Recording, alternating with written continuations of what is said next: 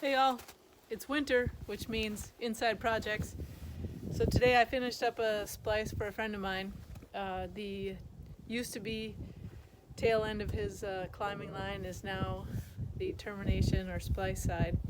And it brought to mind a couple things that I'd like to share and sort of keep in the forefronts of our minds, especially for new climbers. So we're going to have a couple painful lessons here. There are some mantras that we use when training. One of them is practice everything low and slow. And we'll talk a little bit about that one more. Another one is know what you know and know what you don't know.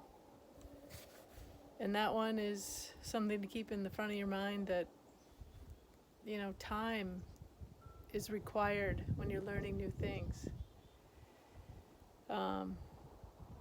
Another one that I want to talk about right now is that 75% of every solution has to do with being aware of the problem.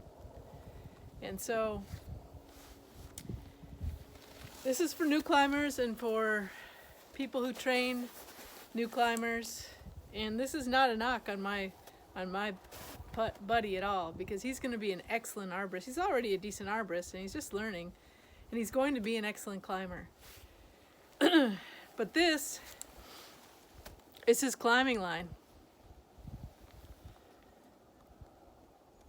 And you can see, and he's not the only one, you can see it's pretty new. And you can also see that it's about, 5, 6, 7, 8 inches from his splice, from his termination side. And so when he's climbing moving rope system and moving throughout the canopy, maybe he lanyards in because he's just learning, takes out his handsaw to make a cut. And remember, when you're a new climber, you're really processing a lot of things at once. And so I know this has happened or nearly happened to a lot of us, but it's a good reminder. So he brings his handsaw back across to put it away, runs it right across his lifeline, sometimes without knowing. In fact, when this happened, he didn't know when it occurred. And I think that this was more than one hit, actually. So this is just a reminder to everybody who's training, everybody who's learning. There's a couple solutions. The biggest one is awareness. So this is a very sharp piece of equipment, and everybody's got a finger, right, that has seen the bad side, the business side of the Zubot. The first one is to be aware. So get into a habit. If you're a new climber, or even just as a reminder, you do your cut. I like to move my saw and take the teeth away from my climbing line. If I'm cutting over here, I get into a habit, cutting down here, cutting up here, cutting here, toss the piece. I turn the saw, I bring it across my climbing line, put it back into the scabbard.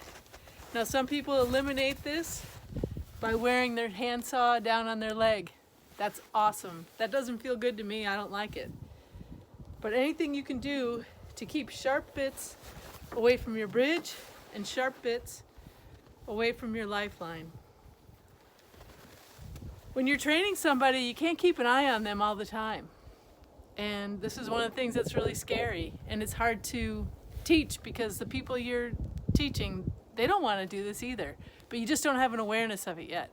And so you have to go slowly. You have to know what you don't know, and you have to work on becoming more and more aware of your surroundings. And so this I'm going to view as a real win, because this is a line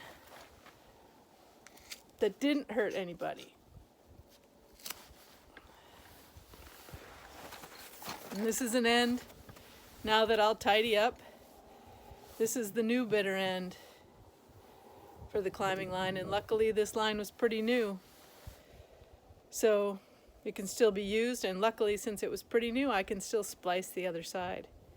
So just a reminder to everybody, when you're learning things, start low, go slowly, be aware that you don't know what you don't know, and try to develop awareness, because once you've got an awareness of an issue, you're 75% of the way to having a solution.